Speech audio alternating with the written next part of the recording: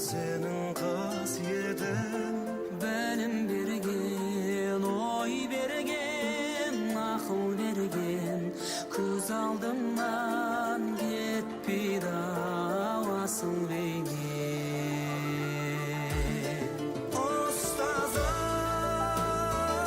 akılşı dost, soyarmanım, arın alsın sağan olsa ayav benim.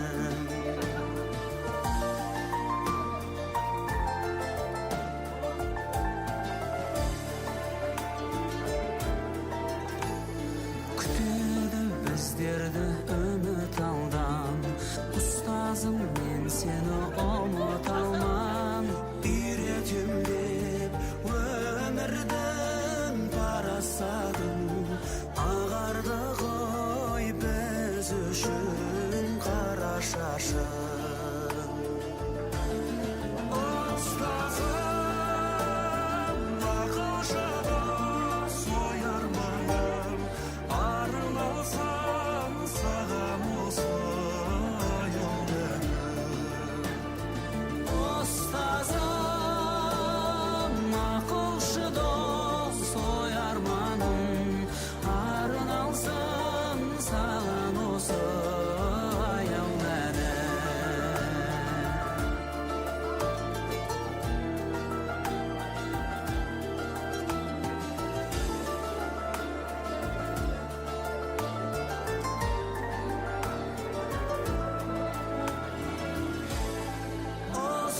Ustazım, akılşı dost, soyarmanım, arın olsam sağam olsa yol benim. Ustazım, akılşı dost, soyarmanım, arın alsın sağan olsa ayav benim. Arın olsun sağan olsa yol benim. Ustazlar mine kirgen jakta oң qaqbog'ga jaylab o'rin olsa beraylik. Ustozlar, shogirdlar, tuluklar mine kirgen jakta oң jakta, oң qanatqa. Endi jo'rog'ini bilamiz, yo'lni bilamiz. To'rga albatta birinchi bitirgan tuluklar. So'lanov 79dan boshlab oң jakqa o'tiramiz. Al endi bizde Sabir ağamızning 9 yıl жұмыс жасаған екінші эксперименталды мектеп интернатының келген тағы түлектер бар. Оларды ең жоғарыға төрге шығарамыз. Аля Шарафиевна, Ұлдар апай сол жаққа, мына жаққа, мына оң жақта шәкірттер. Екінші мектеп интернаттан келген қонақтар. Төрге орналаса беріңіздер.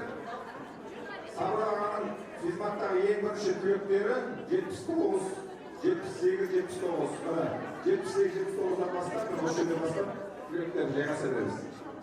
Қаншама жылдан бері көріспеген шәкірттер сағыныштары басып жатыр. Шарамызды бастайық. Енді қысқаша түсініктеме айта кетейін.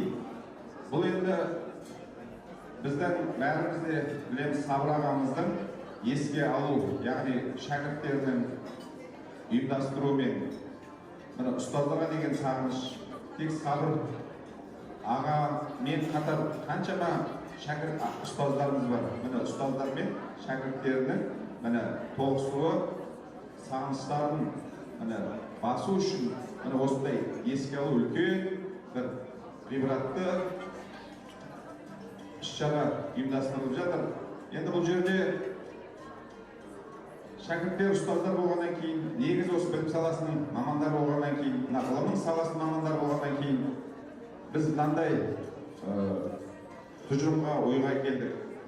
Бұл бір жиналыс емес, бұл бір есеп беретін, бір есеп беру кеші емес.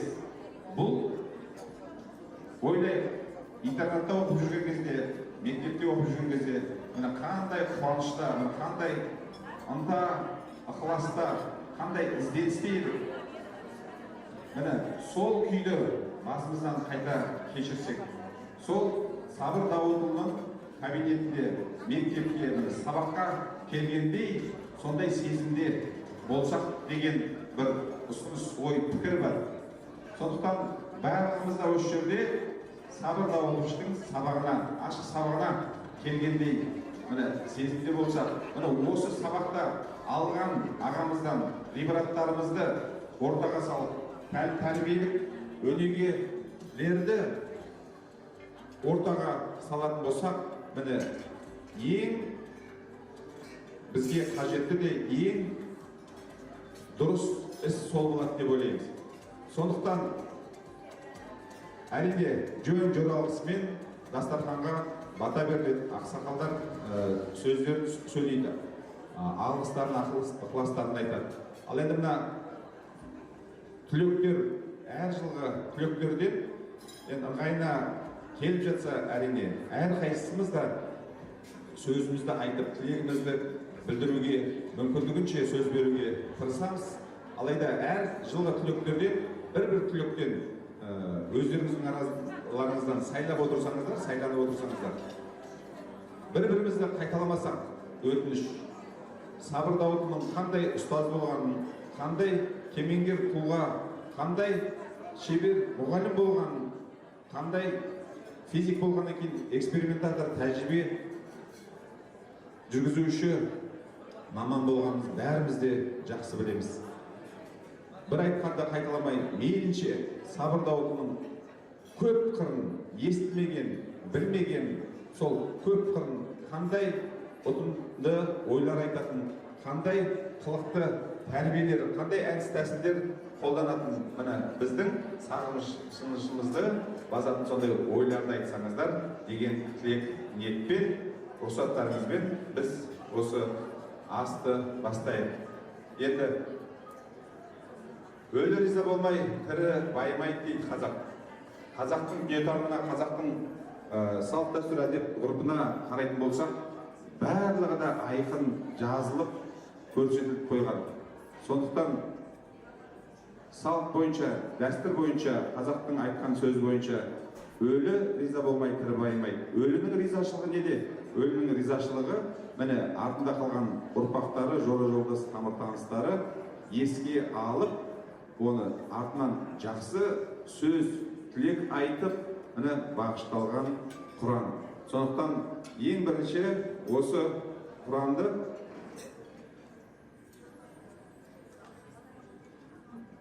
бағыштауды өзі осы Сабыр ағамыздың бауыр болып келеді екен. Нұрлан имамға мен микрофонды ұсынсам, Құран бағыштап, одан кейін асымызды қарай жайлап жалғастыра береміз.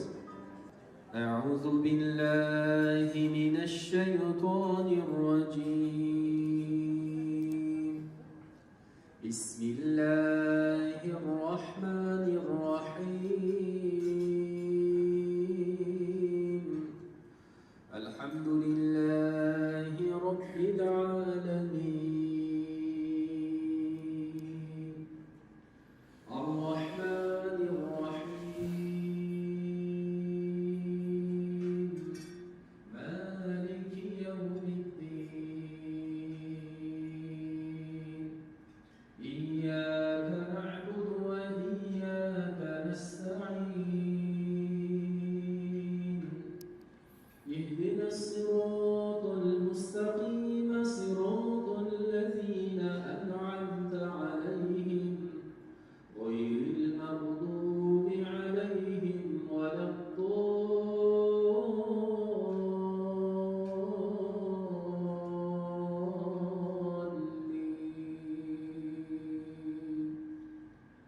بسم الله الرحمن الرحيم ألف لام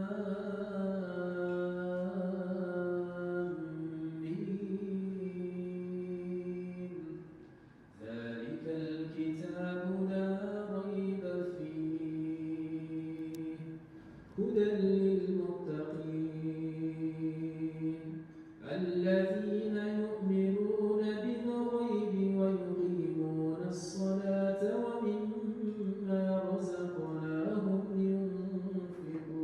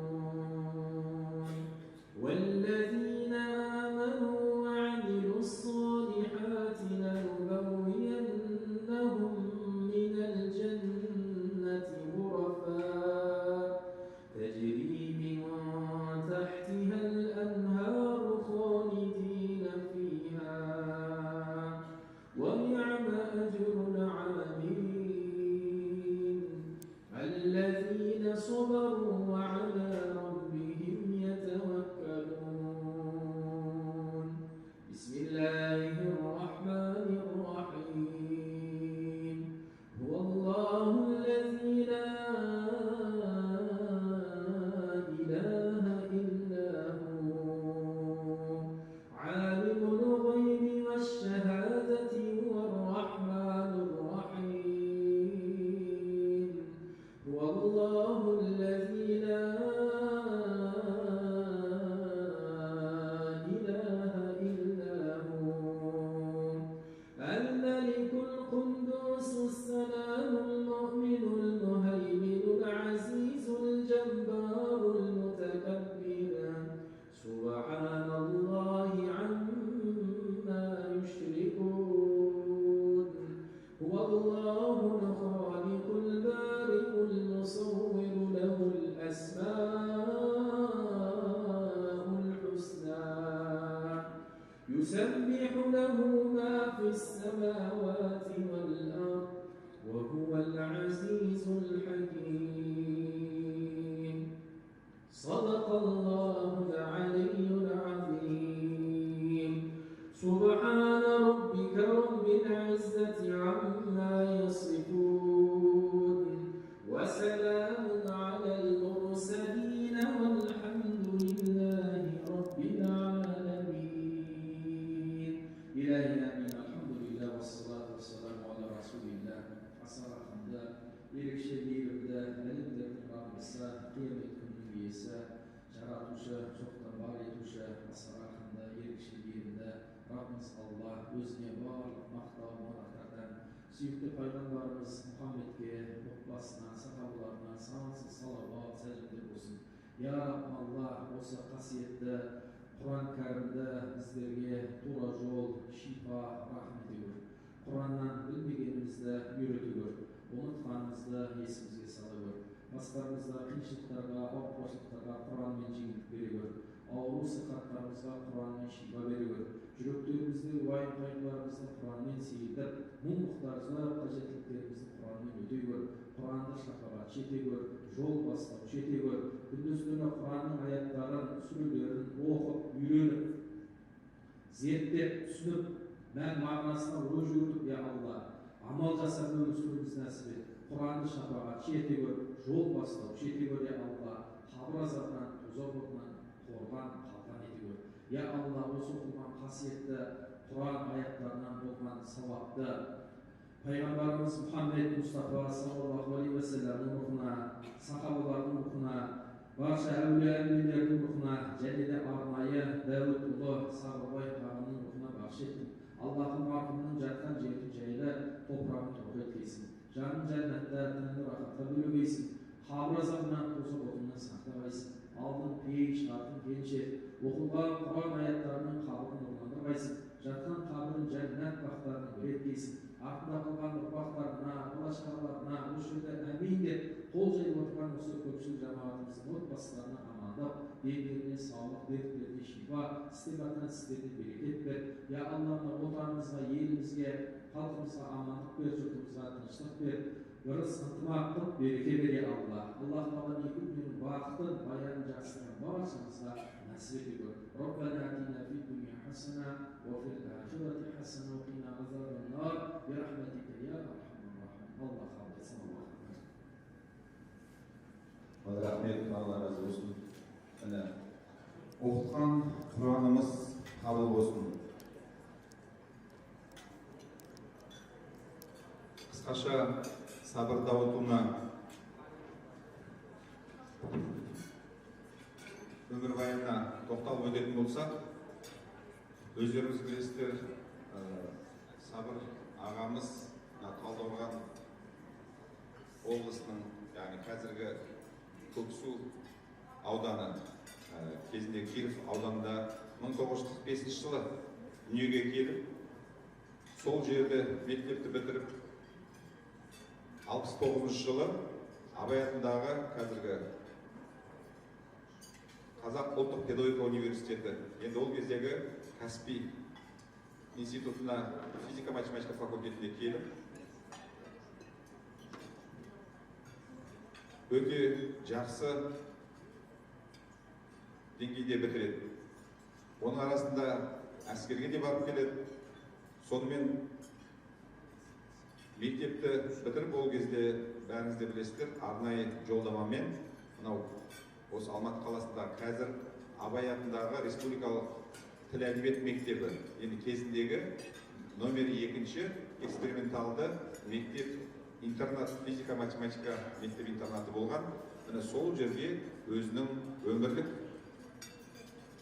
сапарын, ұстаздық, тәжірибелік өмірін міне сол жерден бастайды. Міне сол жерден арнайы шәкірттері келіп отыр, бірге сол жерде істеген әріптестері келіп отыр. Ал енді 1978 жылы ол кезде міне Қазақ СССР-ның білім министрлігінің шешімімен республикалық физика-математика мектеп интернатына директордың орынбасары қызметіне тағайындалады. Міне сол 78 жылдан бастап өмірінің аяғына дейін, яғни 65 жасқа толғанға дейін, 2010 жылға дейін осы республикалық физика-математика мектеп интернатының қабырғасын қалап өсіп өркендеуіне, дамуына барлық өзінің күш-жігерін, өмірлік тәжірибесін, білім-білік дағдысын сарп еткен біздің ұстазымыз. Міне ағамыздың да ортамыздан кеткенде міне 15 жыл өткен екен. Мынау адамның адамшылығы неде? Міне адамның адамшылығы әрине ол оның адамдық қасиетінде. Адамдық қасиеті сол ағамыздың міне бізге сіңіріп кеткен еңбегі, ұстаздарына, әріптестерімен бірге жұмыс жасап жүргенде жасаған қаншама жақсылықтары, тәлім, тағылымдары. Міне осы жақсылықтың қайтарымы ретінде ұстаздары, әріптестерінің шәкірттері осы сағынышты басу үшін адамның айтқым келгені адамшылығы, осы сағынышы бізді бәрімізді осы жерде басымызды қосып отыр. Мен енді сөздің басын бір мынандай ақпаратпен айтып кеткім келіп отыр. Қазір барлығымыз да білеміз, біздің еліміздегі хал-ахуал саяси жағынан болсын, қай жағынан болса да, діни жағынан болсын, экономикалық, әлеуметтік жағынан болсын, әртүрлі қаншама келеңсіздіктер бар. Біреулер осы беріп жатқан астың өзін дұрыс емес десе, енді біреулер оны басқаша жасау керек деген әртүрлі түсініксіздер бар. Мен осы нәрсеге біздің ашық сабағымызды, сабыр дауылының осы нәрсеге түсініктеме беріп кетуден бастап, сөзді осы арнада жалғастырсақ жақсы болады ғой деймін. Жақында мен көзіме мынандай ақпарат түсті, оны өздеріңіз де естіген шығарсыздар. Француз полиглоты 46 жасар, 15 тілді білетін, ол Біріккен ұлттар ұйымында аудармашы болып жұмыс жасаған француз маманы біраз жыл болыпты осы қазақ тілін меңгеріп жатыр екен. Сонда оған айтады, мына білген 15 тілін жеткіліксіз бастаған қазақ тілінен не пайда деген кезде оның таң қалып берген жауабы: зачем столько времени на один язык? Он ответил: казахский первый, где каждое слово философия, остальные описывают мир. Это учит, как в нем жить. Первое слово сабыр. Ана қараңыздаршы, Алланың шеберлігі деп ойлаймын. Полиглоттың алдына ең бірінші қазақтың сөзіне мән берген сөзі ол сабыр. Біздің ағамыздың есімі. Ол нені білдіреді? Во Франции patient просто сабырдың мағынасы ждать, а в казахском ждать с верой, что все придет в свое время. Европеец терпит, Поэтому что вынужден? Казах терпит, потому что знает время на его стороне. Второе слово мудрость, акл, это не IQ, Intellectual Quality. Это умение видеть наперед. На Западе ценят быстроту ума, а казахи же глубину и дальновидность. Третье – ас. Мы берем асмыс. Не просто пища, а акт уважения к тому, кто накормил, и к животному, которое дало ждать. Европеец есть функциональное, а казах с благодарностью. Яғни біздің мынау беріп жатқан асымызды өзінде қазақтың сөзінің астарының мағынасында өте үлкен, яғни құрмет деген мағына жатыр. Менен бәрін айтпай айтайын, тек соңын ғана. Когда язык несет не слова, а ценности, он становится учителем. Яғни біздің қазақтың тілінің өзі, міне ұстаз, мұғалім, яғни қазақтың тілін меңгергеннің өзі өмірдің мән мағынасын, өмірдің пәлсапасын түсінеді екен. Сондықтан мынау ас келіп жатыр, асқа бата беріп, мен осы тілек ойды білдіруді бастайын. Ал аға дастарханға амин деп бата беріп жіберсеңіз. Ол мен 2 жас үлкен, бір жағынан ұстаз болып. Мен 2 жас үлкен болса да, одан үйренгенім біраз. Екеуміз бір кабинетте отырып, қарама-қарсы бөлісіп отыратынбыз. Ал айтайын дегенім, ақырын жүріп анықпас еңбегін кетпес далаға ұстаздық еткен жалпас үйретуден балаға берілді. Достарымыз дастарханға береке, бастарыңа мереке, астарыңа адалдық, бастарыңа амандық, үйлеріңе сауат тілеймін. Аумин. Аумин. Ал міне алдарыңызға ас келді, астан алып отырыңыздар.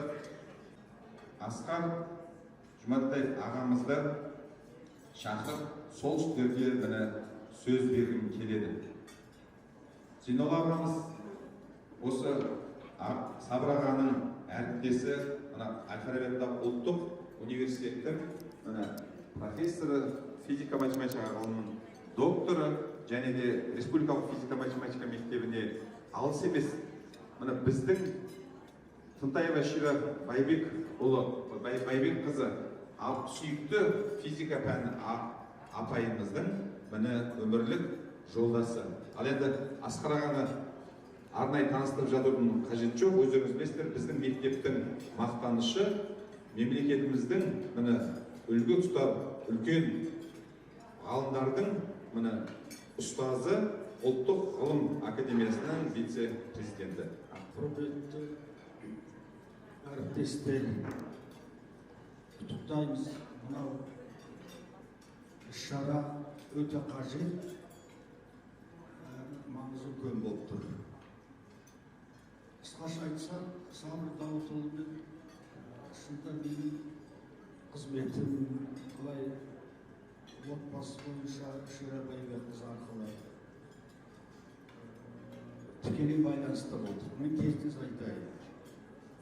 Тікелей байланысты болды. Сол жылдар 90-шы жылдары баяғы СССР елінде үлкен елде бір қызық заң шықты. Кез келген университет, барлық университетте кәдімгі әдістемелік кафедра болсын. Сол қолға алынсын деген заң шықты. Ол өз кезінде керек болды. Қазірде сол мағынасы қойған жоқ. Қазір бір заман өзгерді, оны қазір айтармыз. Сонда біздің кафедраға жүктелді.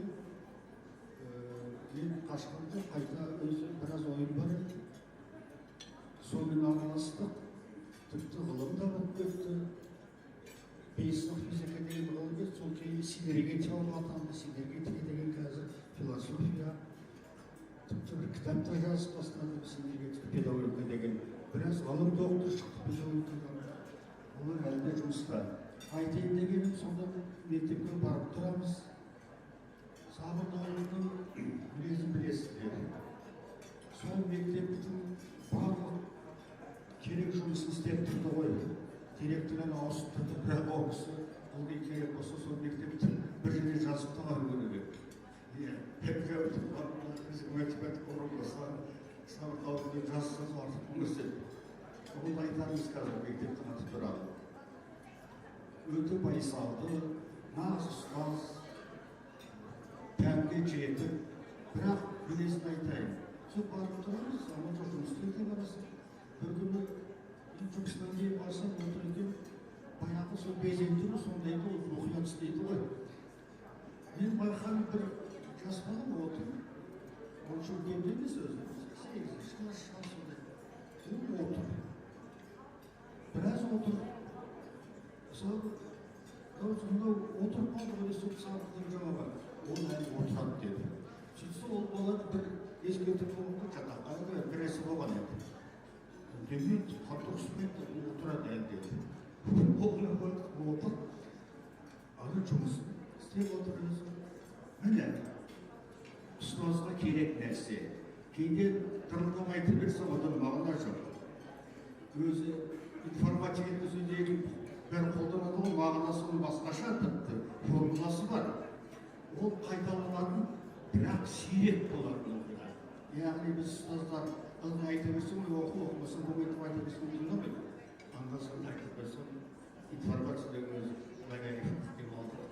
ол бірге жақын болса көп өтеді, сирек болса көп өтеді.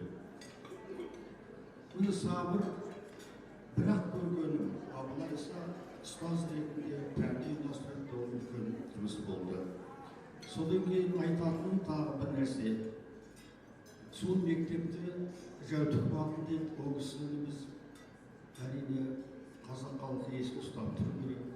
Сол естір кезінде өте қиын заман қазақ тілде мектеп орысшасын араластырады ғой да. Сол Мәскеуден рұқсат алу деген, оны қаражат алу деген, соны бастады сол кісі. Ал сапар жағынан өздерін бітірген ол мектеп әрине әлі күнге шейін алда. Кейде әртүрлі мектеп бар, әлі сіздерді сол мектепті таңдайды. Біздегі жас мұғалімдер де айтып тұрады, балаларды соған бердік деп. Менің көп араластық, отбасында араластық, күміс құруымызға тілек тілейміз. Ары қарай дені саулық жақсы, балалардың қызығын көре берсін. Бәріңізге мен жақсылық тілеймін. Мектепті әрине қадірлеп отырғандарыңыз үлкен қасиет. Қазір немерелер оқып жүр шетелде, бәріңіздер бар шығар. Сол шетелде жүріп, осы мектепті бітіргендер міндеттерді араласады. Міндеттерді жақсы айтады. Тіпті мен өз басымда да болып отыр. Сол жаңағы шетелде жүрген балалар, мен немелердің сонда бір-екеуі. Солар айтып, біз сенің әжеңді білеміз деп атын айтып оқыған балалар әлі күші бәрі. Соны әрине қуанасың. Құтты болсын мынау жиындарыңыз, ниет қабыл болсын, денсаулықпен қызығын көбіріңіздер жақсарттың. Ал енді бала-шағаларыңыз әрине осыған бағыттайсыздар. Оның үстінде қазір информатика дейміз, цифрлық техника дейміз. Біздің ел керемет жақсы бағыт алды қазір. Енді ең атақты елдерден, байлы елдерден біз енді озбаспыз, бірақ басқа жағынан озуға болады екен. Өзі шын ойлап қарасақ, атақты миллионерлер бәрі осы цифрлық техникадан озып отыр. Міндетті үлкен қару жасау міндетті емес, үлкен прибор жасау міндетті емес. Елдің бар үйінде компьютер жасамайды, елдің бар үйінде телевизор жасамайды. Осыдан энергия алыңыздар. Өйткені мен мұны анық білемін. Біздің ғылымымызда осыған жақын электроганы шыққан ғой бәрі. Сөйтіп біз үмітпен қараймыз. Қазірде жастарды осы цифрлық техника дейміз, информатика дейміз, компьютерлік ғылым дейміз, соған үйретсек, біздің ел өзінің орнын алады.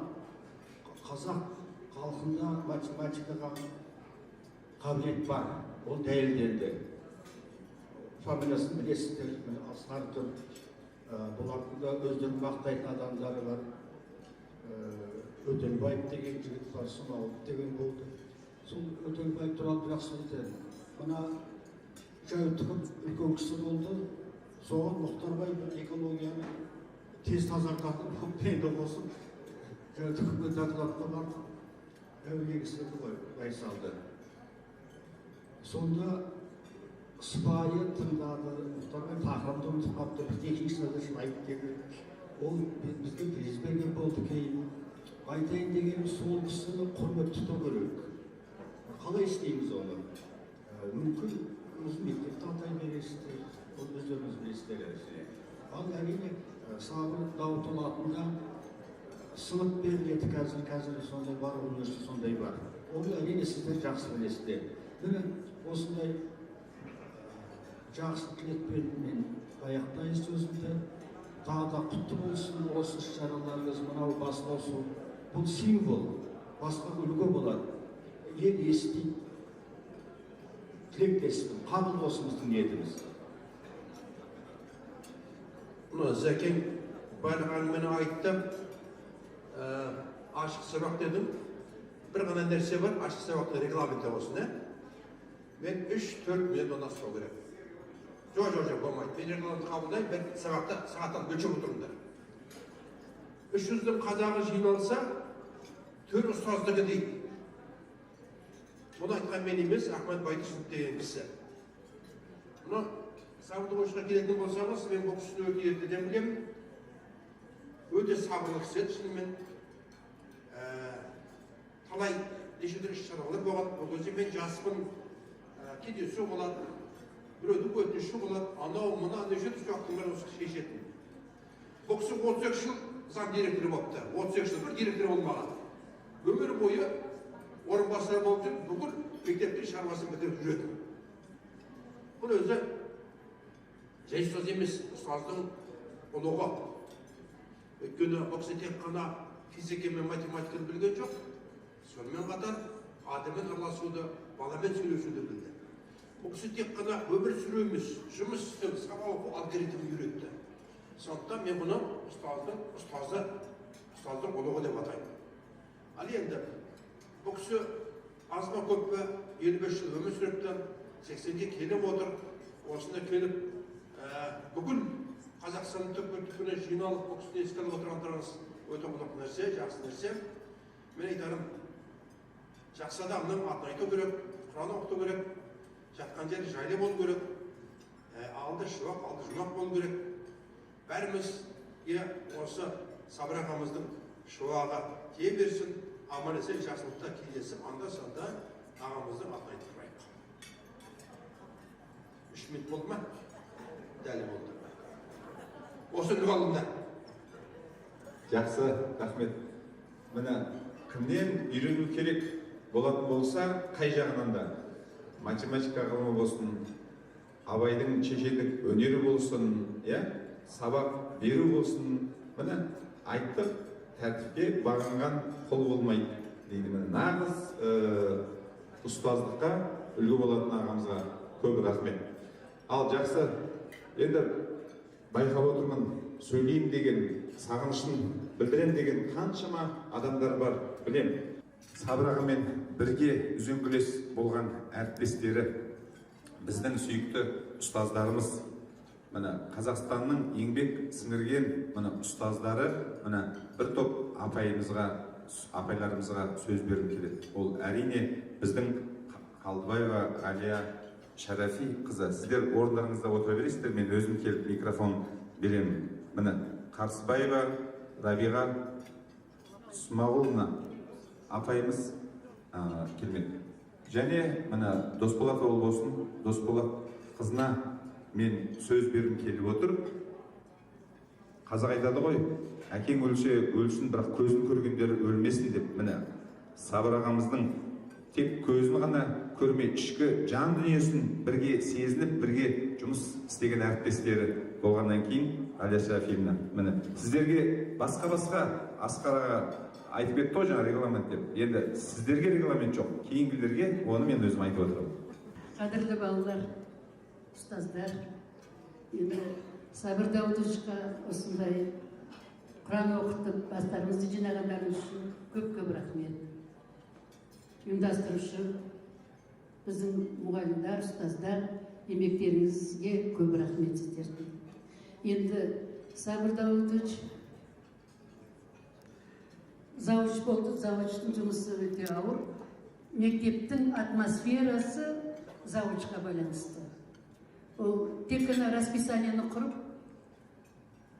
сонымен 1-2 сағатқа қатысып, сонымен аяқталып қоймайды. Барлық атмосфера, нагрузка болсын, класты бөлу болсын, мұғалімдермен сөйлесу болсын, барлығы сол завучқа байланысты.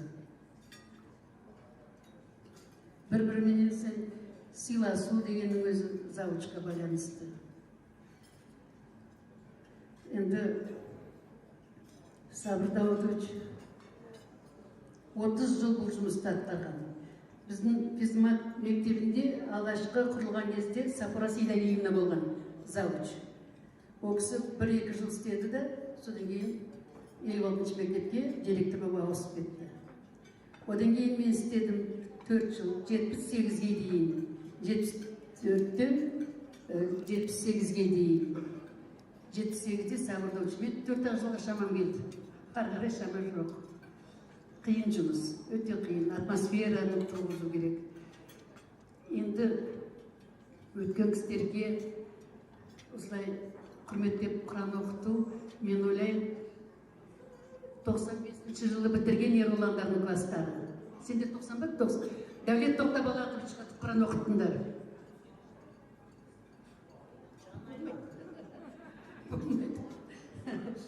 Жоқ, бұл жоқ, мен еркімде. Бұл да мұнда балалар отыр, сондықтан біздер жиі кездесе бермейміз. Айтайын дегенім, бізде физмат мектебінде істеген мұғалімдердің барлығы шын жүрекпенен барлығын тасын салып солай жұмыс істеді. Өкінішке орай көп адамдар кетіп қалды, көп ұстаздарымыз кетіп қалды. Мінекей Ширыбай Бековна да кетіп қалды, Жәкең де кетіп қалды, Ауғанбай Қалиевич те кетіп қалды, Күлзипа Сейілхановна да кетіп қалды, Айгүл Тәкенівна да кетіп қалды, Роза Жанадиловна да кетіп қалды, Күляш Еркінбековна да кетіп қалды, Анна Сергеевна Слободянюк ол да кетіп қалды. Барлығы жүрегімізге жақын адамдар. Сондықтан жылда болмаса дағы бір адамға ғана құрмет жасамай, осындай кетіп қалған адамдардың барлығына бағыштап Құран оқытсаңдар, балалар құба-құп сендерге. Өйткені ол адамдар асыл адамдар. Барлығын тастап, шын жүрегімен, шын ниетіменен, барлық жүрегіменен Қазақстанның таңдап алған балаларға білім беруге тырысты. Барлық ықыласын салып істеді. Егер дағы Чернобайымыз да кетіп қалды. Егер де қалай болса солай істемесе, біздің мектеп осылай дүние жүзіне әйгілі мектеп болмас еді. Соны сара жолға салған жаңағы алғашқы келген адамдар. Кеше Фатима Жұмағазиевнаның кеткеніне 1 жыл болды, жылдық асын берді. 98-ге келіп қайтты. Ол кісі дағы осы шыж-бір жетіп физматтың жұмыстары үшін финал талай нервілерін жойған шығар. Гүлген Қасымбаевна бар, Күләнда Хасеновна бар. Сондықтан сіздерден өтініш, жастар істеп жүрген. Біздерге де Құран оқытып жүресіңдер. Сол балалар. Иә. Мектеп, асыл мектеп қой, асыл жасыл мектеп. Ылғи мұндағы хулигандар емес, үйден тәрбие көрген, білім алған, сондай адамгершілігі көп балалар оқылған. Мен мұндағы өзіміздің оқушыларды көріп отырмын. Көптен бері көрмеген оқушылар өзгерген, азамат болған, бірақ барлығы сол жақсы жақтарынан көрініп жүр. Сондай сіздерге өтінішім бар, балалар. Енді Сабыр Даутович тәурақ шыдамды адам болған. Тәурақ шыдамды. Өйткені мұнда тек қана расписаниемен ғана уақытын кетірмей, барлық мектептің атмосферасының ішкі сыртқы саясаттың барлығына зер салып, мұқият орындап уақытын көп кетірді. Өте ауыр жұмыс. Жатқан жері жайлы болсын, ол кісінің оқушылары, ұстаздары ол кісіні жақсы сөзбенен еске алып жатыр. Сондықтан бағат осы біздің пікіріміз сол кісіге жетеді деп ойлаймын. Міндетті түрде жетеді, еш уайымдамаңыз. Қадірменді біздің шәкірттеріміз, ұстаздар отырған. Бүгін Сабыр Даутовичті еске алып отырмыз. Мен 1983 жылдан 2013 жылға дейін қызмет атқардым. Сабыр Даутович мен 28 жыл бойы қызметтес болдым. 6 директордың кезінде, 1 завучтың кезінде қызмет атқардым. Сабыр Даутовичтің бір тамаша қасиетін айтқым келеді. Ол кісі кейде директорлерден бірінші, кейде екінші болып келеді. Екінші болып келетін кезінде Черновайдан кейін келетін. Алдымен интернатты қарайтын, одан кейін мектепке келетін. Одан кейін ол кісінің бір тамаша қасиеті, еш уақытта да дауыс көтерген адам емес. Ешкімге де. Әрқайсымыздың көңілімізді табуға тырысатын. Тағы бір тамаша қасиеті, бұл кісі енді өкінішті еді, мен кішкене бірде-бір директор болмай кеткеніне өте лайық адам еді. Тамаша лауазымы қаншалықты ол кісінің білімі де тіптен алғанда сыпайылық қасиеттер жоғары болып тұрса да, мынау мектеп директорлерін қатты сыйлаған адам. Олардың алдында өзін соншалықты кішірек көрсетеді. Мен соншалықты сондай кішіпейіл қасиетіне әлі күнге дейін бас иемін. Тағы бір қасиеті ол кісі тамаша жазу еді ғой шіркін. Ол кісінің жазуында ешкімнің жазуын көрген жоқпын. Әлі күнге дейін есімде тұр. Ол кісі журналды қабылдағанда соған үлкен мән беретін. Енді бүгін мінекей шәкіртсіз ұстаз туылды ғой. Мынау шәкірттері бастама жасап, ұстаздарын шақырып, еске алып отыр. Рахмет сіздерге. Бұл кісіні мен 2010 жыл июнь айында Сабыр Даутовичті сенбі күні көрдім. Жексенбі күні ол күні қайтыс болды. Топырағы торқа болсын, жатқан жер жарық болсын, отбасына барлығына көңіл айтатын бүгін тағы да. Шәкірттеріне осы жерде тамаша өзі оқытқан шәкірттер отыр айналайында. Сіздерге көптен көп рахмет. Осылай ұстаздарды еске алып, бүгінгі күн мынандай еске алып, кешін өткізіп отырсыңдар. Бәріңізге де рахмет. Деніміз сау болсын, басымыз аман болсын.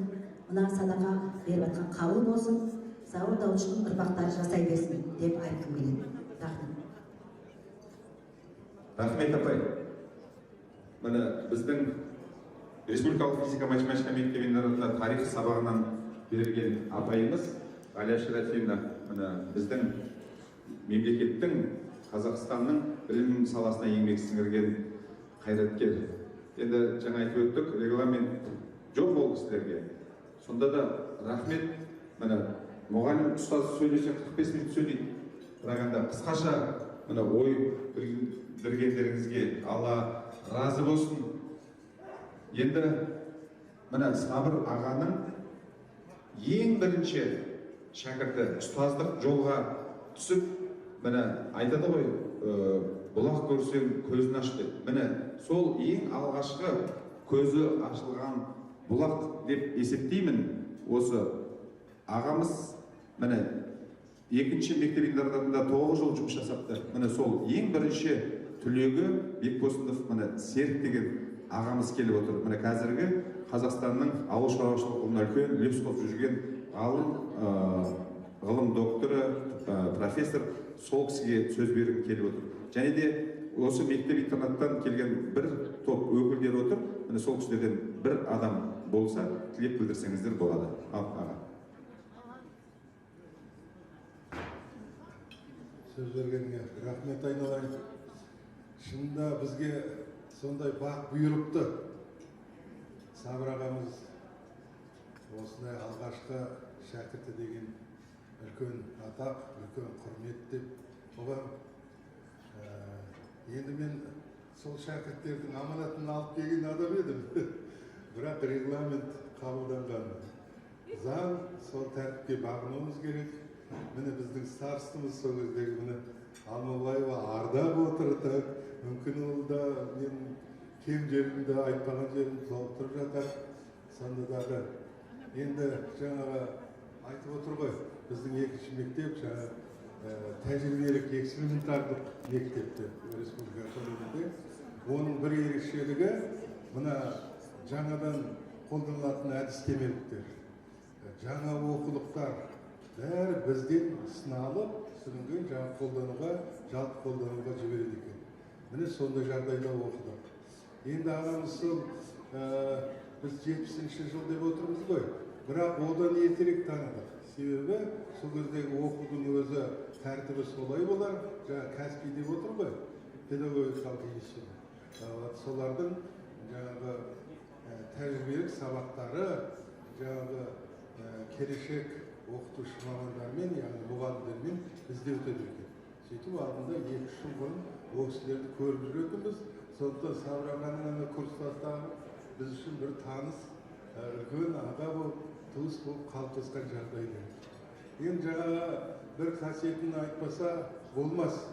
Ол кісінің енді менің өзім пайымдауымша үлкен білімділігі, терең білімділігі. Міне осының бәрі біз шәкірт үшін, оқушы үшін үлкен бір үлгі еді. Оның сабағында ызыңдаған шыбынның дауысы естілмейді дейді ғой. Міне сол жағдайда болдық. Ол кісіні ерекше құрметтедік. Ол кісі өзінің сондай өзіне тән жылы қасиеттерімен біздің жанында болдық ол кісінің. Ол кісінің осы бүгін егемендік алатынымызға, егеменді ел болғанымызға сенімділігі сол кезде өте жоғары еді. Ол жалғыз жаңағы физика пәнін беріп қойған жоқ бізге. Дәл сонымен қатар өзінің тәрбиесі.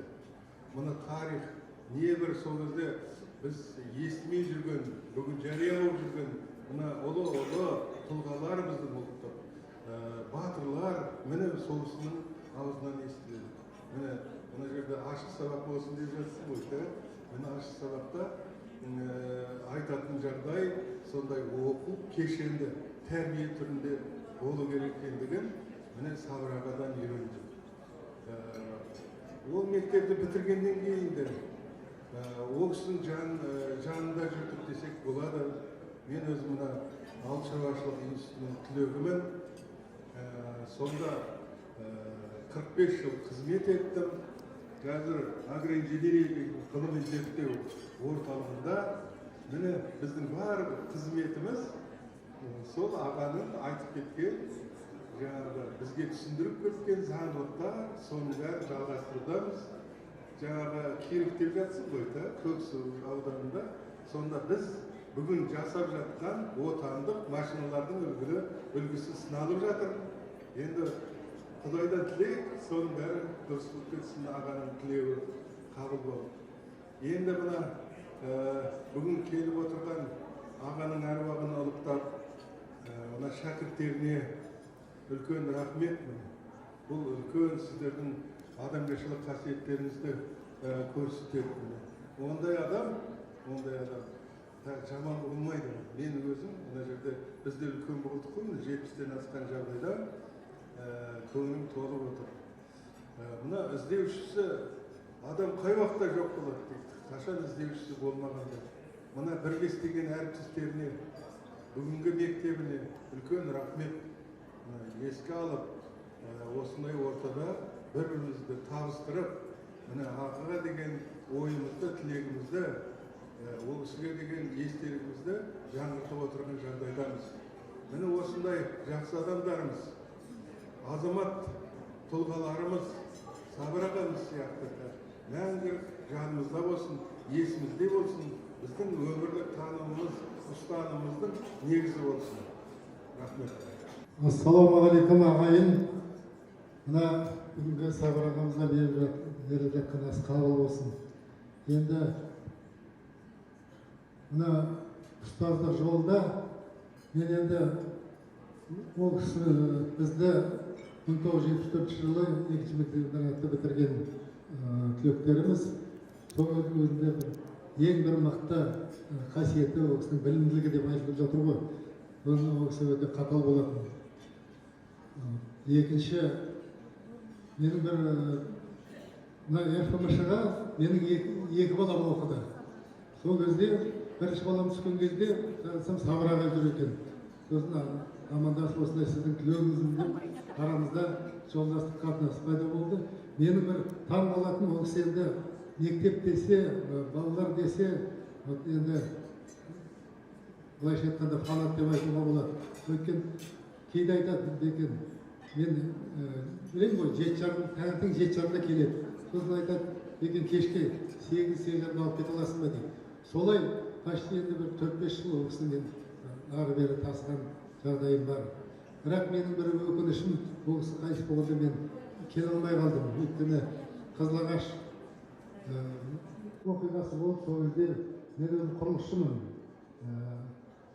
Қазақстанның құрметті құрылысшының біреуі екен ағаларым. Сол кезде сұрақтан шыға алмай қалдым. Соның арамыз кішкене үзіліп қалды. Енді барлықтарыңызға рахмет, осындай Сабыр ағаны еске алып, дәріптеп жатқанына. Енді алған білімі менің балаларым өте жақсы, әрқайсысы өздерінің орнын тауып керемет бір жағдай болды. Мына менің балам 2008 жылы мектеп бітірген кезде бүкіл сабақтары 4-5 сәні бір бал жетпей тұрды. Сонда жақсы деген бір не болды. Содан маған айтты, Бекен, сен Астанаға бар деді. Астанаға бар. Сол бір сұрақты ол жақта дұрыс құрамаған ба, соның бірдеңесі бар, қазір есімде жоқ. Бірақ барып дәлелдеп білім министрлігіне барып, сол комитетке соны дәлелдеп, сол Сабыр ағаның арқасында менің балам жақсы қызыл аттестатпен оқу бітірді. Энергетика институтын бітіріп, қазір маман жақсы. Көп рахмет, аман болыңыздар. Жақсы, рахмет. Құрметті қонақтар, мен қазір байқап отырмын, уақыттарымыз қатты кетіп баратырмыз. Жазылған тілек білдіреміз деген адамдар өте көп. Сондықтан мен мына жүргізуші ретінде, Сабыр ағаның шәкірті ретінде мынандай жаңа форматқа көшкім келіп отыр. Бұл әсіресе шәкірттеріне байланысты мынандай тапсырма. Қазақ абай айтады, өлең сөздің патшасы, сөз сарасы. Бәріміз білеміз. Бірақ оны біз дұрыс түсінбей жүрміз. Өлең емес, өлең сөздің патшасы, сөз сарасы. Қиынмен қиыстырар ер данасы. Сондықтан біз енді қара сөзге емес, өлең сөзге көшеміз. Тапсырма сол, әр жылдың түлектері Сабыр ағаға арнаған кем дегенде бір ғана шумақ өлеңмен қадір қасиетін, оның ниет тілектеріңізді білдіресіздер. Сондықтан дайындалып отырыңыздар. Енді ұстаздарға мен сөз кезегін берем. Енді олар кісілерге рұқсат қара сөзбен, ал енді шәкірттері тек қана өлең сөзбен сөйлейтін болады. Сондықтан осыған дайындап отырыңыздар. Қазір мен Сабыр ағамен бірге өте үлкен осы мемлекетімізді, республикалық физика математика мектебін тек Қазақстанға емес, бүкіл әлемге Қазақстанды танытқан үлкен жоба болды. Ол Жәутік атындағы халықаралық олимпиада, ол әлі қазірге дейін келе жатыр. Міне сол олимпиаданың барлық шаруашылығын Сабыр ағамыз атқарды. Оны ол жобаға басшылық еткен кезінде республикалық физика математика интернатының директоры Қарыш Бексевич болатын болса, ал енді барлық оның ғылыми әдістемелік жағын жүйелермен мына есептердің халықаралық олимпиаданың сапасына жауап берген Архат Садырбай ұлы болған бірге жұмыс істеген. Осы ең сіздерге сөз кезегі. Одан кейін біз Сабыр аға туралы естелік бейне ролик көреміз. Ол жерде барлық қасиеті бәрі айтылған. Одан кейін барып Құдай қаласа түлектердің тілегіне көшеміз деп ойлаймын. Ал Архат аға, Қарыш аға.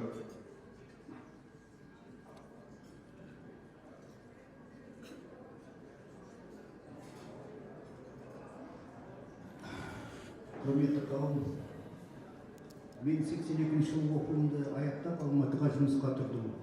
Бірақ аптасына бірнеше күн физматқа барып, оқушыларды олимпиадаға дайындайтын тренер болып жүрдім. Сол кезде 1982 жылы Сабыр Дауышпен танысқан еді. Ұйымдастыру қабілеті өте жоғары кісі болды. Ақкөңіл, өте шынымен жақсы кісі болды. Ал мені 2003 жылы ырфыңшын директоры етіп бекітті. Сол кезде маған өте қиын болды. Өмірімде мұғалім болған жоқпын, завуч болған жоқпын. Сол кезде Оспан Сабыр Дауыш ағамыз маған көп ақыл кеңес берді. Ол кісімен 7 жыл бірге жұмыс жасадық. Жаңа Ерлан айтып кеткендей, көптеген жоба, оның ішіндегі меніңше ең сол мықтысы 2005 жылдан бері халықаралық Жантүрков олимпиадасы. Мен ол үлкен жобаны автор болғанмен, жақсы команда болмаса, ол ешқашан жүзеге аспайды. Сондықтан мен өзім ризамын, қасында Оспан Сабыр Дауыш болды, барлық ұйымдастыру жағын шешкен, және Арқат Садырбаев болды, барлық әдістемелік жағын шешкен. Сөйтіп, қазіргі күнге дейін мінекей ол олимпиада жалғасын табуда. Сабыр Дауыш туралы айтамыз енді. Ол 6 директор келіп кетсе де 32 жыл қазақ бөлімін басқарған кісі. Өте қарапайым. Мына физматтың көп басшылары мақтаншақтау келеді. Ол кісі болса енді орысша айтқанда өте скромный еді. Сосын мен енді мына физматтың орбитасы деймін ғой, енді физматқа 200 бұрын түссем, сол үнемі физматпен қарым-қатынасын үзілген емес менің. Сондықтан айтайын дегенім, физматқа ең жаны ашитын басшылардың бірі осы Сабыр Дауыш. Расымен өзім бірге жұмыс істедім, көрдім. Сондай. Сосын тағы бір айтайын дегенім, 2009 жылы қатты ауырып қалды. Сол кезде бүкіл біздің мектептің физмат мектептерінің қоры бірден сол кездегі вице-министр Біртановқа звондап, бүкіл Қазақстанның медицинасын тіктіргізді. Ол бұл сыйлағандықты Сабыр Дауыш сондай абырой жоғары екенін көрсетеді. Енді ол кісі, енді әрқашан есімізде болады, өте тамаша кісі, жақсы ұйымдастырушы, жақсы маман ретінде. Рахмет бүгінгі іс-шараларына. Ал құрметті қауым, енді мына беріп жатқан қаулы болсын. Енді ғана видеода менің бір 2 минуттық тілегім бар. Айтқаным, соны көп қайталамай қояйын. Тек бір ғана қосып айтатыным, осы Жаутықовтың 90 жылдығында мектепте ол көз көрген адам, осы мектептің ұйымдастыруына көп еңбек сіңірген адам деп, соған бір іс-шара ұйымдастырайық деп, сол кісінің соғының атында бір олимпиада ұйымдастырып, сол кісінің осы идеясы, сол кісі басшы болып еді сонда. Осы Казгудың бүкіл ұжымын ұйымдастырып, онда математика, механика дейді, сол кісілердің бәрін мектепте шақырып, үлкен бір Жантүрков ағамыздың 90 жылдығын 2001 жылы мектепте атап өткенбіз. Соның бәрін бастап, соны ұйымдастырған Сабыр Дауыш еді. Енді ағамыздың жатқан жері жарық болсын, осындай осыны жастырған түлектерге ризашылығым өте көп. Рахмет Сабыр аға. Арқат аға. Тапсырма бердіңіз, соны орындайын деп келдім. Қазір тұрасыз айтасыз. Енді кезексіз микрофонды алды деп жазғырып бердіңіздер. Енді мына жерде тапсырма бергенсіз, соны орындап. Сүрсе де бұл өмірді жарты ғасыр, сындырды талай істі ұлан асыр. Ағайдың жаны сондай шуақты еді, атына сай, аты да сабыр, жаны да сабыр деп кішкене осындай шығар. Жақсы. Рахмет. Өлеңіңізге, өлең сөзіңізге 10 балл қоям, бірақ тәртібіңізге 1 деген баға қоямыз. Жақсы. Рахмет. Сондықтан міне үлгі бар, өлең сөзге дайындалып отырамыз. Қазір енді ағамыз туралы естелік бейне роликті тамашалайық. Одан кейін ары қарай асымызды жалғастырамыз. Құдай қаласа.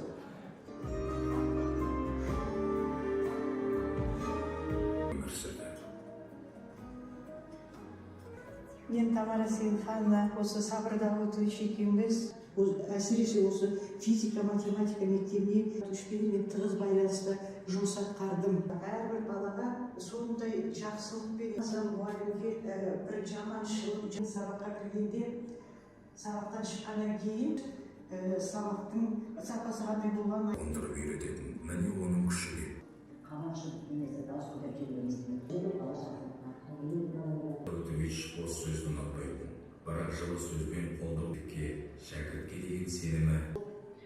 Келген кезімде студент осында қазір профессор Бекбусынов деген отырмын, атақты мұғалім ретінде аспирант болып сол екінші мектеп. Құрметті ұстаздар, шәкірттер, мен жаңа айтып жатырмын, өте жақсы сондай отырыс болып жатыр, кеш өтіп жатыр. Асықпайық, сөзге регламент қойғанмен, кешке регламент қоймайық. Біздің жоспар бойынша осы астан кейін Сабыр ағамыздың басына барып зиярат етіп, ол жақта да Құран бағыштауға мүмкіндік болады. Сондықтан ешкім ешқайда асықпасын. Мектептің Республикалық физика математика мектебі автобус беріп отыр.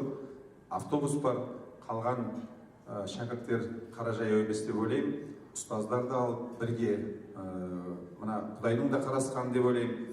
Табиғаттың қандай тамаша жағдайында Кеңсайда жатқан ағамыздың басына барып, ол жақта да Құран бағыштау мүмкіндігі бар. Жоспарымыз осы.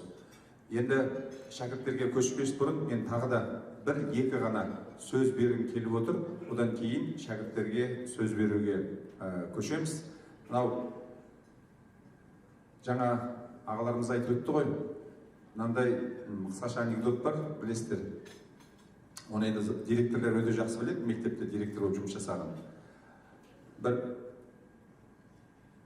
директорды екі адам сөйлесіп отыр дейді. Арыстан сөйлесіп отыр дейді. Не болды десе, кеше сен не көрдің десе, мынау мектептің директорын жеп қойып едім дейді. Бірақ ешқандай өзгеріс жоқ дейді, ол директордың бары не, жоғы не деп. Ал екінші арыстан айтты дейді, мен дейді, мына көрші мектептің директорын емес, орынбасарын жеп қойып едім дейді. Мектеп быт-жыт дейді, шым-шытырақай болып жатыр дейді. Сондықтан осы қалжың сөздің өзінің астарынан ақ білуге болады. Яғни ағамыздың 32 жыл республикалық физика математика мектеп интернатының қалтықсыз жұмыс жасауының іргетасы болғанына. Сондықтан ағамызбен бірге басшылықта әрі орынбасар болып бірге жұмыс жасаған әріптестеріне мен сөз бермеске мүмкіндігім жоқ. Сондықтан ортамызда Ельфимова Галина Владимировна, осы республикалық физика математика мектеп интернатын 3 жыл басқарған апайымыз келіп отыр. Мені сол мектепке қабылдаған басшы деп айтып қойғым келеді. Сонымен қатар Молдахметов Ахметжан Бөленович деген ағамызда осы республикалық физика математика мектеп интернатында 6 жыл сол орынбасарлық қызметті атқарды, математика пәнінің мұғалімі болды. Және де өздеріңіз білесіздер, мектептің ерекшелігі жай мектеп қана емес, ол мектеп интернат. Осы мектеп интернатты басқарған ағамыздың тағы да әріптестері, осында Нефшан Лұқпанқызы бар.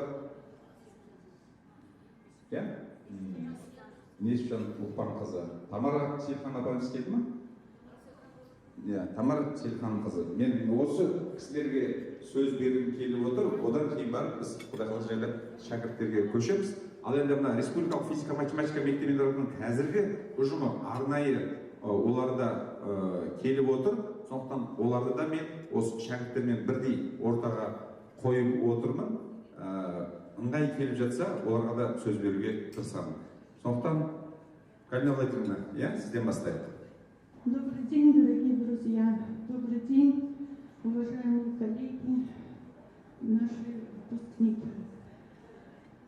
Сегодня у нас необычный день. День памяти нашего дорогого, глубоко уважаемого Сабыр Даутовича. Мне довелось работать с Сабыр Даутовичем 25 лет. Начинала я работать, когда еще учительницей была. Он уже был тогда заместителем директора по учебной работе. Потом я стала заучем. Мы с ним были как бы коллеги, работали совместно. Я на русском и на казахском отделении, но все вопросы решали совместно. Но самое главное, я хочу сказать, что это был самый такой вот ответственный, самый добрый, самый уважаемый учитель, не только завуч, но прежде всего это его человеческие качества. Вот я молодой учитель была, я могла по всем вопросам к нему прийти, он всегда помогал, всегда давал советы, всегда, вот знаете, ну как жилетка у меня, во всяком случае, был. Вот мне плохо, я бегу к Сабыр Даутовичу.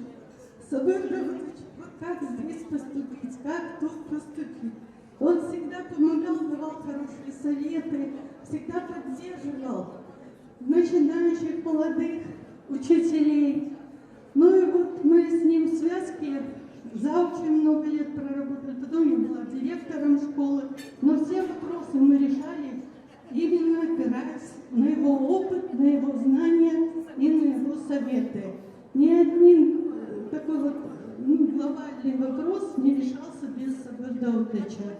Поэтому я очень ему благодарна, как учитель, ну как администратор школы, за его, прежде всего, вот, знаете, такое душевное качество, когда он мог найти слова, вовремя поддержать всех, кто с ним общался. Светлая память Сабыр Даутовичу. Жақсы, рахмет. Алла разы болсын. Ал Ахметжан Біленұлы, орынбасарлықтың қандай қыр-сырлары бар? Жаңа айта бастап біз екеуміз, мен Сабыр Даутовичпен бірге 5 жыл жұмыс істедім. Мен де завуч болған методика жағынан, математика, информатика, экономика сабақты. Bir kabinette oturduk 5 yıl. Karama ağrısı. Sonuçta жаңа қандай да мақтау сөз айтылса, Сабыр жөнінде артық болмайды. Сосын және ол бәрін түсінетін, шын айту керек, қазір де айтып жатыр ғой. Выборы болған кезде мұғалімдерді салып қоятын. Сол выборды бірге өткіздік. Олды түсініп, бақылаушылар келген кезде Сабыр айтқандарын істейік. Өйткені бізге политика керек жоқтыр. Айтқан адамдардың дауыстауын беретінбіз. Сосын шахматшы, керемет шахматшы болған. Бос уақытымыз жоқ, сонда 1-2 сағат болғанда бірге өткізетінбіз. Сәкен деген Сабырға айқайламайды, бірде-бір балаларға немесе басқа біреуге айқайлағанын естіген жоқпын. Жатқан жерде қаласын Сабырға жақсы жан жолдасы. Амин, айтқаныңыз келсін. Тамбарға Сейілханына жаңа бейнероликте өз тілегін айтты, сондықтан сөз қайталамай, мен Нефтжан Құтпаннаға сөз беріп келемін. Рахмет. Құрметті ұстаздар, әріптестер, шәкірттер, жаңа Ерлан айтып кетті ғой, француз жаңағы ең несі нұсқасы Сабыр деп. Сабыр Даутовичтің Сабыр деген атын өзіне бір дөп қойған ат деп есептеймін. Мен осы мектепке келгенде француз тілінен сабақ беретін болдым. Сабыр Даутовичке біз эксперимент жасаймыз. 9Ж деген класс бар, жартысы орыс, қала жартысы интернат. Сонда сіз дейді, сонда мен таңертең кешке дейін істейін ба десем, Естейбі жақсы ғой. Содан таңертең келем, жаңағы класс жетекші ретінде. Өзі сағатымда аз.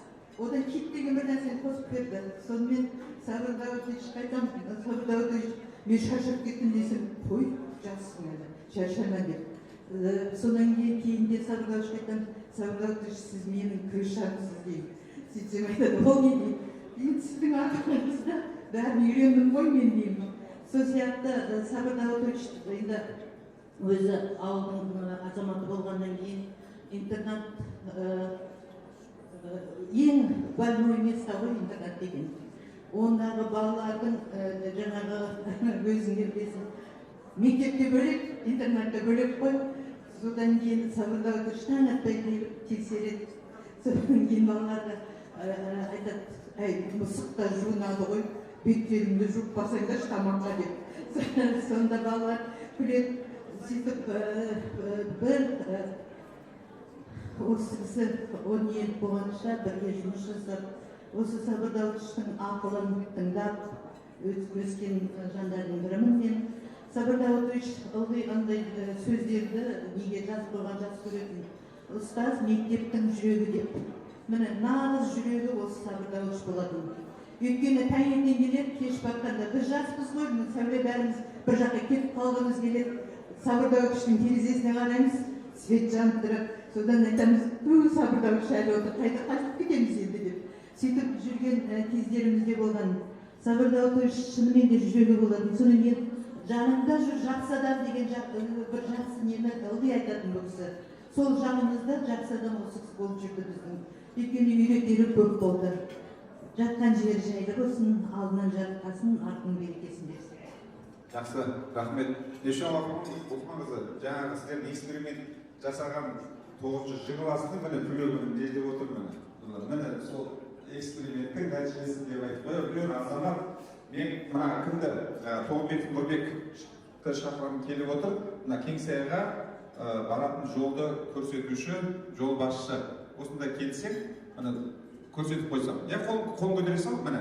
Осы азаматпен қалай барамыз, жайлап түлектер жолды келісіп алсаңыздар. Енді мен жаңа айттым ғой, енді қара сөз, енді ұзақ уақыт кететін болғандықтан өлең сөзге жол береміз деп. Шәкірттер дайындалып, дайынның жаңағы иінін арада қандыра берсін деп, мен сәл уақытты тағы да созғым келіп отыр. Осында жаңа айтып өттім, Республикалық физика-математика мектебінің қазіргі және кезінде де бірге жұмыс жасаған қазіргі бір коллективі келіп отыр. Арнайы мен сол кісілерден бір-екі өкілге сөз бергім келеді. Енді директорлер келемізде бірақ енді келе алмады. Орынбасарлары келіп отыр, Нұрбану, Гүлбану, тағы да қандай бану бар? Қай бануға берейін? Гүлнұр Габдуовнаға берейін, ал, Гүлнұр Габдуовна. Гүлнұр Габдуовна, как информатик, жаңа Асқар Жұматаевтың регламентін көрдіңіз ғой, 4 минут, сізге 2 минут. Уважаемые наши коллеги, РФМШ, уважаемые наши выпускники, вот сегодня такой хороший вечер, воспоминаний о Сабыр Даутовиче. В свое время, вот Нурбану Таргина, мы пришли молодыми учителями. И как нас гонял Сабыр Даутович. Но это вот каждый день поурочные планы, посещал наши уроки, Но я хочу сказать большой-большой вот рахмет, потому что он сделал нас такими учителями, какими мы стали. За это время, вот я смотрю Сабыр Даутовича жизнь, 32 года, сейчас мы тоже завучи, и очень большие изменения, какие были в жизни, он притворял в школе, чтобы вот наши выпускники были такими сильными, были конкурентоспособными в стране и за рубежом. И вот мы очень много общаемся с выпускниками вот прошлых лет, то есть вот я хочу сказать, с 2000 года до 2020 года, сказать. Можно сказать, что там уже у нас почти больше 1000 наших выпускников работает в больших мировых компаниях, закончили топовые вузы, почти в каждой стране у нас, верите или нет, в Японии, в Сингапуре, в Австралии есть наши выпускники. И я просто думаю, что это большой-большой труд, это коллектива нашей школы, наших учителей. Но еще к этому, конечно, это большая работа администрации. это работа завучей, это работа директоров школы, для того, чтобы развивать и продвигать наших учеников. И хочется сказать большое спасибо. Я работала с Сабыром Даутовичем, 13 лет. Вот хочется сказать, хорошие такие воспоминания. И пожелать его, наверное, семье благополучия, счастья. Мы знали его детей, дочку, сына, жену. И хочется пожелать благополучия его внукам. Пусть вот растут, и, наверное, вот гены, они пусть передаются его потомкам. Все, спасибо. Жақсы, рахмет. Ал, Нұрбану. Жалпы 2 минуттың 1 минутын Гүлбану жеп қойды. Ал құрметті жамағат, мектебіміздің, қара шаңырағымыздың ұстаздары және оқушылары бүгін үлкен бір керемет кеш болып жатыр. Яғни Сабыр ағамызды еске алу кеші. Ағамыздың жатқан жері жайлы болсын, топырағы торқа болсын. Сіздерге үлкен рахмет. Осы ағайды еске алып, үлкен бір кеш ұйымдастырайық деген. Сондықтан сіздерге тек денсаулық тілеймін, отбасыларыңызға амандық тілеймін. Енді ағай туралы не айтуға болады? Мен ол кісімен 15 жыл бірге жұмыс жасадым. Ол кісінің ең бір ерекше қасиеті сабырлығынан бастап, мен айтар едім, алтын сандық деп. Любой вопроспен барсаңыз, ол кісі барлық затқа, барлық сіздің сұрағыңыздың барлығына жауап тауып беретін алтын сандық деп айтар едім. Сондықтан мен бұл кісінің жатқан жері жайлы, топырағы торқа болсын.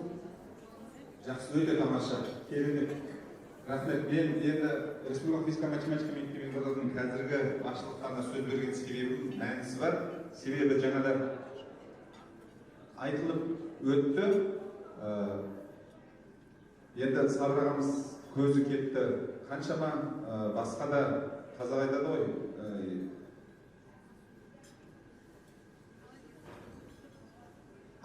Мектепке келген кезде, яғни ағамыз жоқ, бірақ та сол ағамыздың сабақ берген кабинеті бар.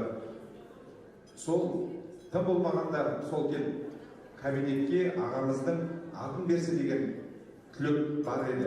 Енді бұл мәселе қазір мынау мектептің жаңа құрылысы салынып жатыр, әлі шешілген жоқ. Егер де ол оң шешімін тауып жатса, Құдай қаласа, мүмкін Сабыр ағаның кабинетін ашып, міне оған да атсалысатын болатын шығармыз. Міне осы мәселеге байланысты мектеп басшысы өзі келіп өз аузынан айту керек еді. Ол енді қазір сұрақ ашық қалып жатыр, ал енді ол шешіліп жатса, хабарын бере жатармыз. Енді сөз кезегін мына түлектерге бермес бұрын мен сөйлеймін деген адамдарға мүмкіндік беріп келіп отыр. Мен қазір 3 жұмбақ жастырам. Сол жұмбақты кім тапса, міне сол кісілерге 1 минуттан мүмкіндік беремін. Қалай жұмбақ шешеміз ба? Жай жұмбақ емес, бұл Сабыр ағаға қатысы бар тікелей жұмбақ. Бірінші жұмбақ созбай, жел тұрмаса, шөптің басы қималамай. Бұл не? Дұрыс емес. Кәнім? Шындықты айтатын сөз. Жоқ. Жалпы жоқ. Асқар аға берейін. Жиналыпты шәкірттері қалың орман. Сайлауды мұғалімдерге болып құрған. Айтыңдаршы, бар ма адам бұл әлемде 30 жыл бір мектепте сабақшы болған. Мінекей сіздерге ілу беріп, сөйлеуді бастап отырмын. Қалғандарыңыз жұмбақ шешпей, өлеңін аяқтаңыздар. Жақсы, рахмет. Олай болатын болса, көп айтып созбайық, жүректі қозғайық. Ал енді біздің ең алғашқы шәкірттері міне жаңа айттық, 71 жылғы түлектері. Егер дайын болсаңыздар қол көтеріңіздер. Ал енді мына Республикалық физика математика мектеп интернатының бірінші ағамыздың шәкірттері ол 79 жылғы түлектер. Солай ма? 85 жылғы түлектеріміз. Құрметті ағайын, ардақты ұстаздар, мектептің әр жылғы жай-жаққа келіп отырған түлектері, бүгінгі қадамдарыңызда Алла тағала сауапқа жазсын деймін. Бүгін Сабыр ағайды еске алып жақсы кеш болып жатыр. Мен Ерланның біріншісін айтып кетейін. Жаңа Асқар ағамыз айтқан регламентке де сен қойған талапқа да орыс айтылатынын ойламын. Біз жаңа 82 жыл алғаш келіп, әр ауылдан келген, әр тараптан келген Қарадомға балалар, сол кезде осында отырған ардақты ұстаздарымыз бар, дәріс алған Сабыр ағайымыз бар, сол кісілерден алған өттік. Сабыр ағайымыздың жатқан жері жайлы болсын, бір ғана қасиетін айтып кетейін. Сол кездегі барлығыңыз жақсы білесіздер, биліктің солақай саясатына қарамастан өзінің ұлтжандылық жігерімен, мінезімен біздерге өзі жиі айтатын көшебайлар деп. Жаңағы қазақта бар ғой, шабатын аттың тоғы жақсы деген, ең бірінші білім, дәріс ғылым жолына түсіп, осындай арман қуып келген жастардың ең бірінші ашқұрсақ болып жүрген дұрыс емес. Оны мойындайсыздар. Сондықтан осы жағдайда осы үшін Сабыр ағайымыз көп қызмет жасады. Оны біз бала болсақ та көрдік, білдік. Және сол Сабыр ағайымыздың сол қызмет үшін ұстаздық жолы бір басқа болса, осы қазаққа деген, қазақтың балаларына деген жанашырлығына біз осы ағайымыздың алдында бас иеміз рухына. Енді осы ұйымдастырушылар басқасында жүрген бүгінгі шараның апайларымыз бар де, әр түлектер бар, әр жақтың солардың осы қызметтеріңіз Алладан қайтсын, сіздерге көп-көп алғыс айтамыз. Енді мына Ерланның айтқан талабы бойынша азғантай жаңағы тақпақ дейміз ба, Алтынбек Қоразбаев ағамыз айтқан екен, шабыт деген ол еңкейіп тұрған ат емес, мініп алып шауып жүре беретін. Сондықтан жаңа ғана талап қойғаннан кейін азғантай уақыттың ішінде шамам келгенше аздап сөз құрастырдым. Енді бала ақын дейсіздер ма, шал ақын дейсіздер ма, ол өздеріңіздің құзырларыңызда. Ал оқып беруге рұқсат етіңіздер. Әскейде оқып па. Жүзі сұсты болғанмен жұқа еді жүрегі, қара домалақ біздерге жағдай жасап барынша жұмсаған күш жігерін. Атына сай бар заты, ұстаздық жолы бір саты, шапағатын көрген біз, ұмытпаймыз ешқашан ағайымызды ардақты. Жатқан жері жайлы болсын, қабірі үшін нұрға толсын, ұрпағымен мың жасар, қазақ айтқан нақыл сөз, өлім бұтағы аман болсын. Жақсы, рахмет. Сабыр Дауытұлы керемет үлгі-өнеге үйретті, бірақ мынандай хикмет жасауды үйретпеген сияқты. Өлеңмен сөзден біздің кіріспеміз көбейіп. Сондықтан шәкірттер кіріспесіз тікелей өлең сөзге көшеміз. Біздің 79 жылғы түлектерден 3 адам келдік деп хабар берді. 79-да. Қайда? Бар ма? Онда ал өлең сөз кезегістерде 30 секунд. Біздер құрметті қауым, сәлеметсіздер ме? Бүгінгі асымыз қабыл болсын. Біздер 1979 жылы мектеп түлектеріміз. Сабыр ағамыздың иманы саламат, жаны жәннатта болсын дейміз. Осы жол өз тарапымыздан ұйымдастырушыларға Камила деген қызымыз бар. Сабыр ағайдың шәкірті. Тұрып қойса орнынан. Камилюк, қайдасыз? Бір минут. Сонда біз сөз берсеңіз де, бермесеңіз де алғысымыз айтып қояйық.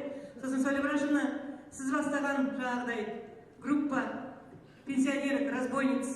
Сізге көп рахмет. Осылай бізді өзіңіздің соңыңыздан ертіп жүре беріңіз. Бізге Сабыр ағай замена болып деп күліп отырмыз. Челікбаев ағайдың орнасы замена беретін. Сол кезде айтқан сөзі есімізде қалыпты. Сендер балалар мұрттарын тебіндеп тістердің шығып келе жатқанда кездесіңдер. Енді қалай боласың Рамлайыр сөйлейтін бізге. Сондай.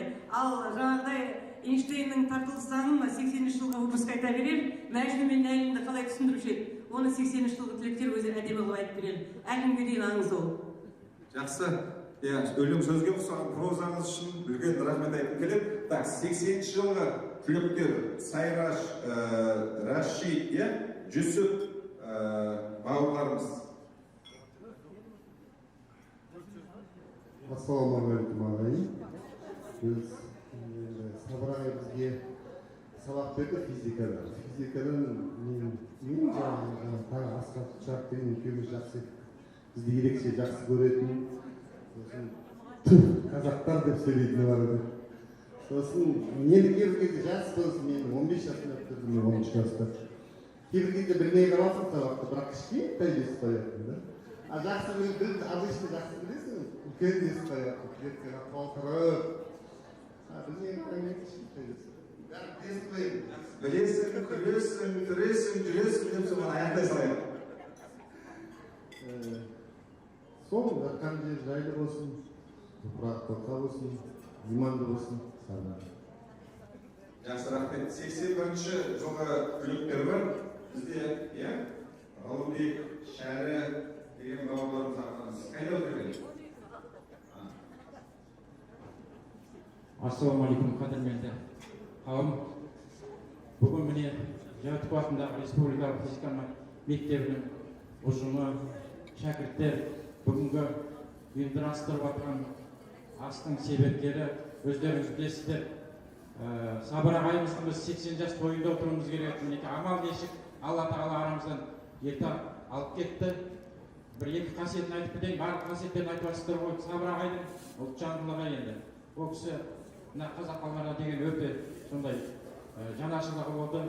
Енді ас дейміз ғой, ас адамның арқауы сол. Ас мәдениет деген интернеттің балалары бәрі біледі. Екінші қасиеті досқа деген қасиеті, адалдық қасиеті бұл кісінің.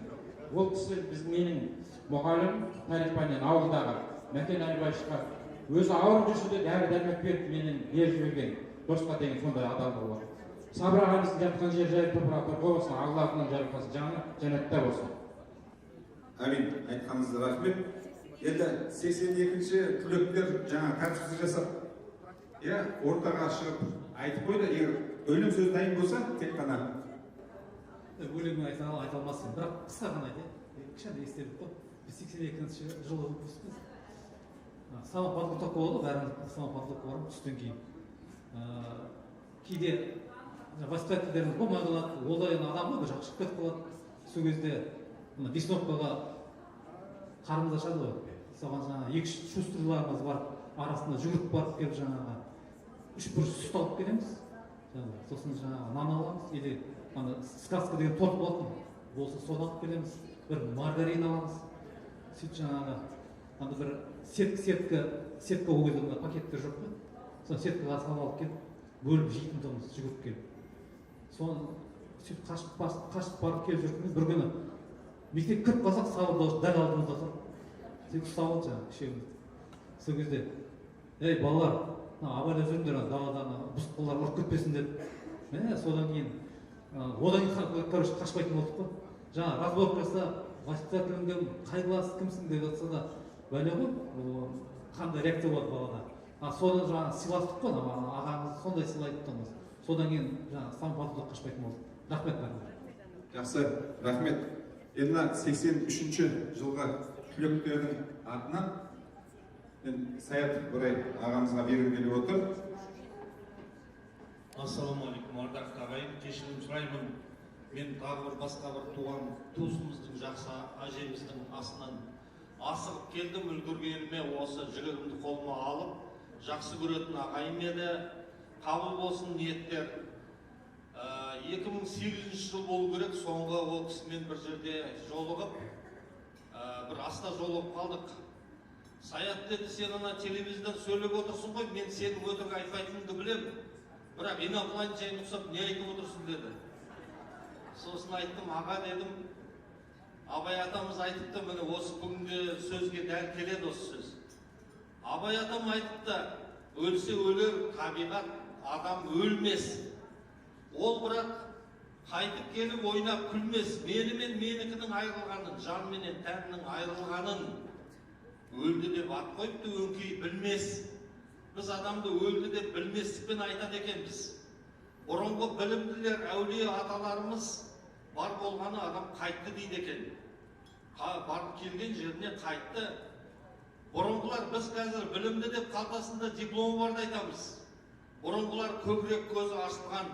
Шәкәрім атамыз айтқандай, мына көзді қалдырып, жүрек көзін көзін қыл. бас көзіңмен қаңғырып ұқпай қалсаң өзің біл дейді екен.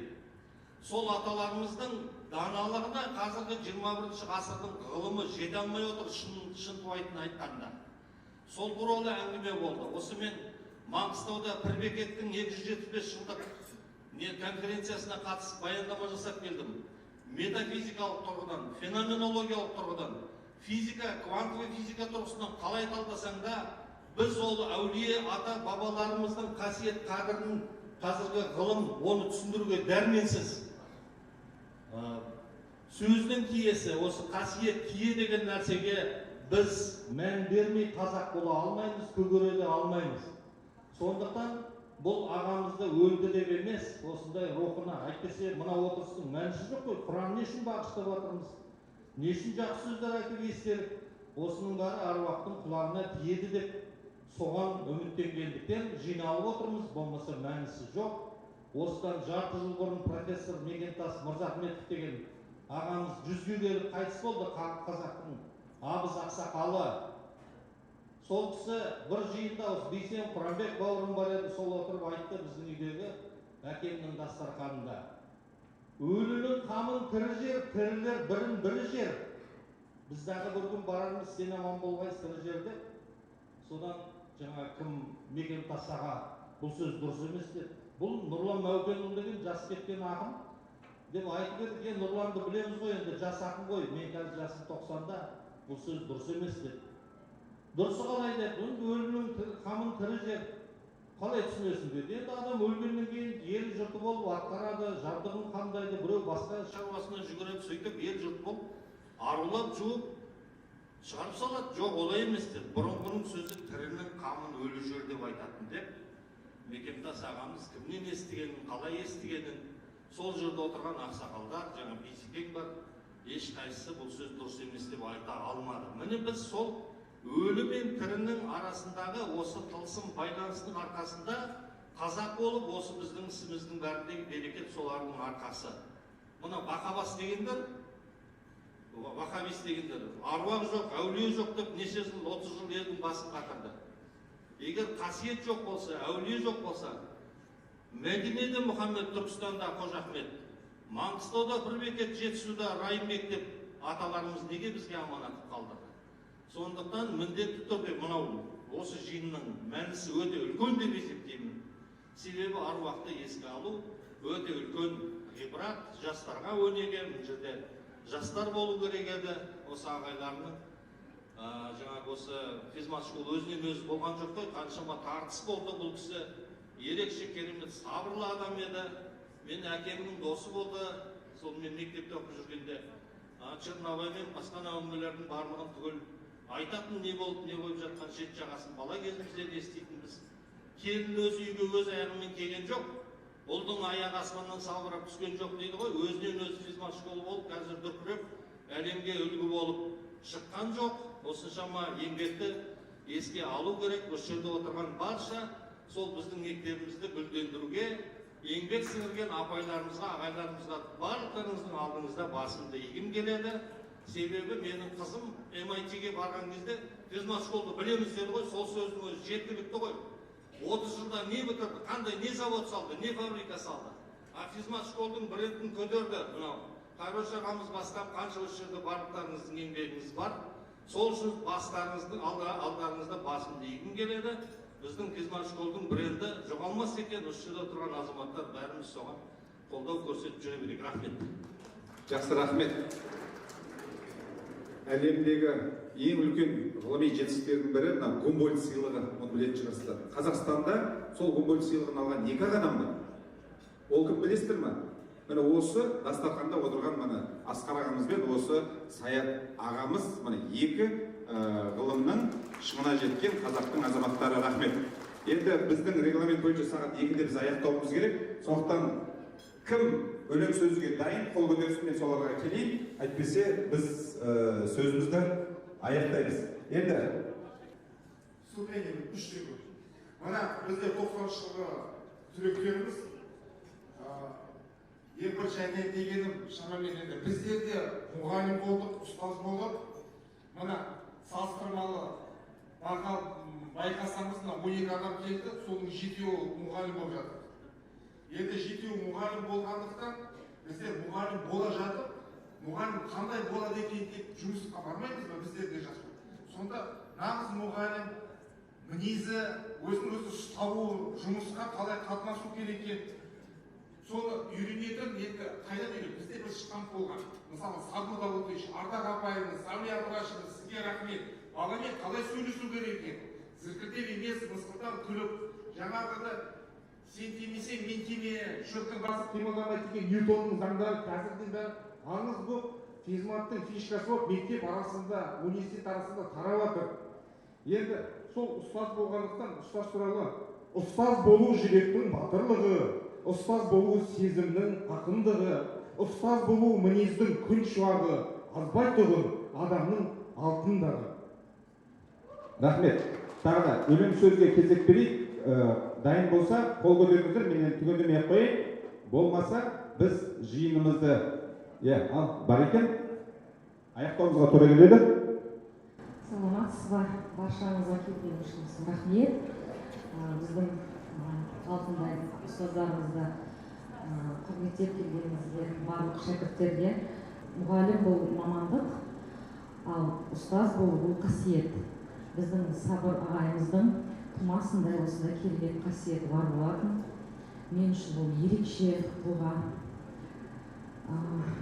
Сөздің өлеңін біздің классымыздан 1997 жылдың түлектерінен 11 А класынан. Ұстаз бізді білім беріп өсірген, қатемізді әрқашанда кешірген, өмір жолы қиын жол деп әрдайым тәрбиелеп, ақылдығып өсірген. Ғажайып дүние сырын ұқтырып, білім берген, үлкен өмірге ақ жол тілеп аттандырған ұстаздарымызға мәңгі тағзым. Жатқан жері жайлы болсын, тұпырағы тылқы болсын. Жақсы, рахмет. Алла разы болсын. Енді онда осы кештің соңғы нүктесін қоятын сәтте келіп жетті. Осы іс-шараға мұрындық болып ұйымдастырушы болған Камила бастаған өзінің тобын ортаға шақырғым келеді. Соңғы сөз, міне, Камила қайда? Міне сіздерде сөздің түйінін қойып, нүктесін қойсаңыздар, одан кейін Нұрлан имамға сөз Құран бағыштатып, сонымен кеңсайға жол тартайық.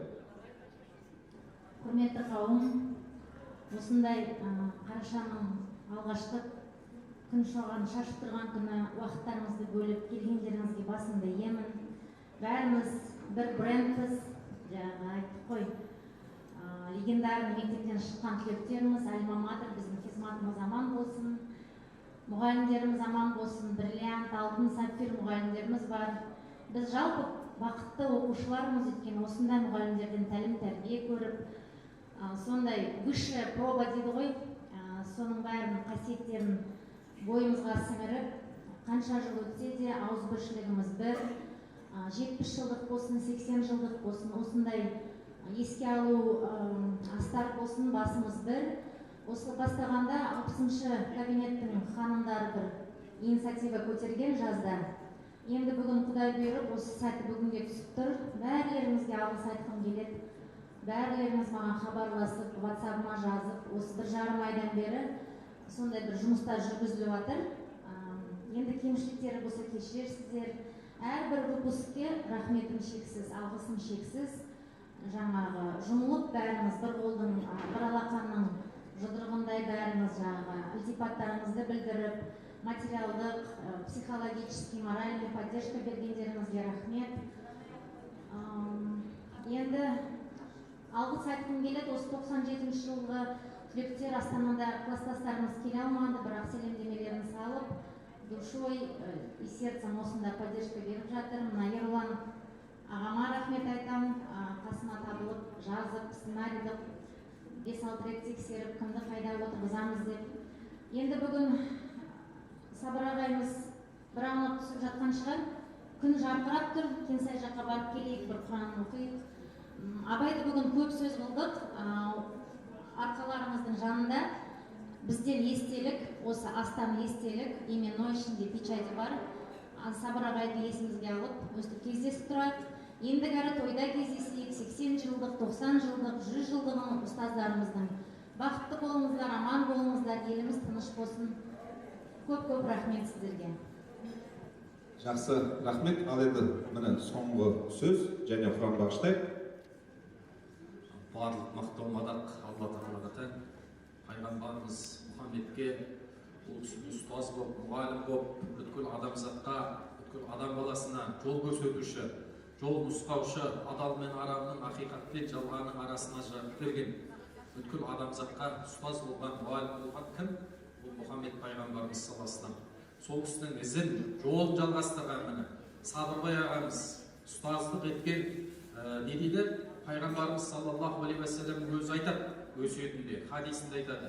Иннама бу'исту не дейді? Муаллиман дейді. Мен мұғалім, тәлім, тәрбие беруші, мұғалім ретінде жібердім дейді бүткіл адамзатқа. Мен де ұстазбын, мен де мұғаліммін, мен де осы білім саласында қызмет жасаймын.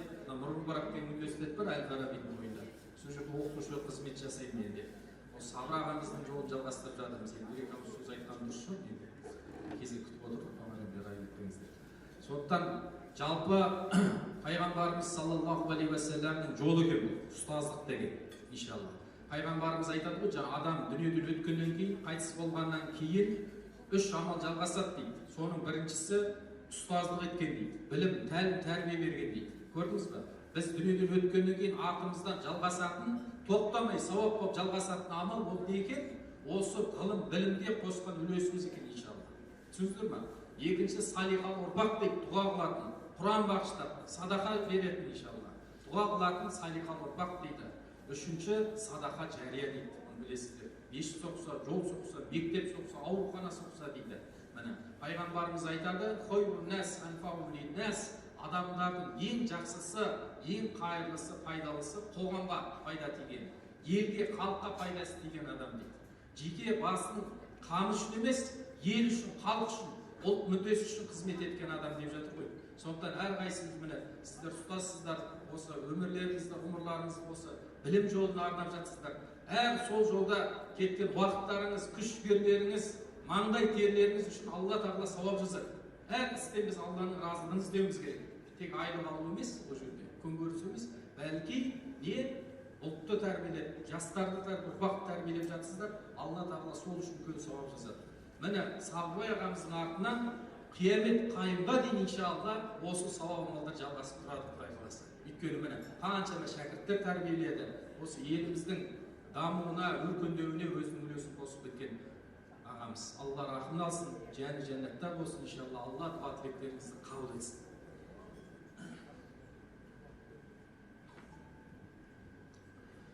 أعوذ بالله من الشيطان الرجيم بسم الله الرحمن الرحيم الحمد لله رب العالمين الرحمن الرحيم مالك يوم الدين إياك نعبد وإياك نستعين اهدنا الصراط المستقيم صراط الذين أنعمت عليهم غير المغضوب عليهم ولا الضالين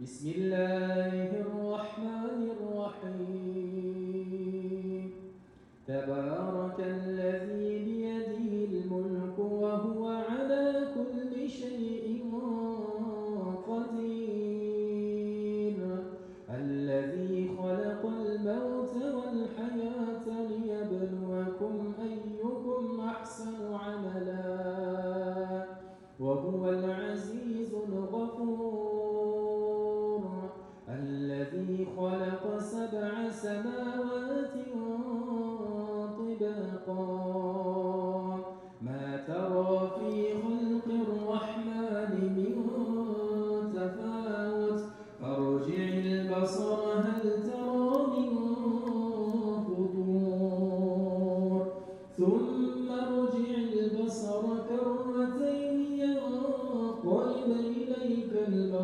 خاسئا وهو حسير ولقد زينا السماء الدنيا بمصابيح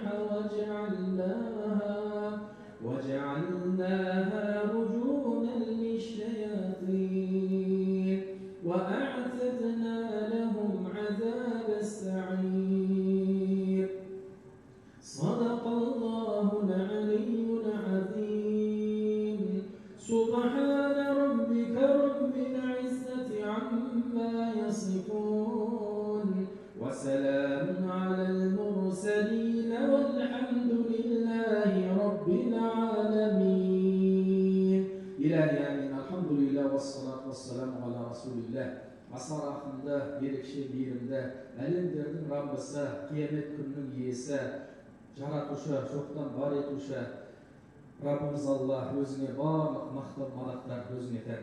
Сүйікті пайғамбарымыз Мұхаммедке, отбасына, сахабаларына сансыз салауат, сәлемдер болсын. Я Раббым Алла, саған ғана табынамыз, саған ғана сыйынамыз, саған ғана құлшылық жасаймыз, сенен ғана жәрдем, көмек сұраймыз. Біздерді өзің тура жолына бастай көр. Нығметіңе, игілігіңе, жақсылығына бөлігін сүйген құлдарың пайғамбарлар, ізгілер, шәһидтер, шыншылдар, салихалы сүйген құлдарының тура жолымен жүзе көр. Адасқандар мен ашуына душар болғандардың жолын емес. Әмин.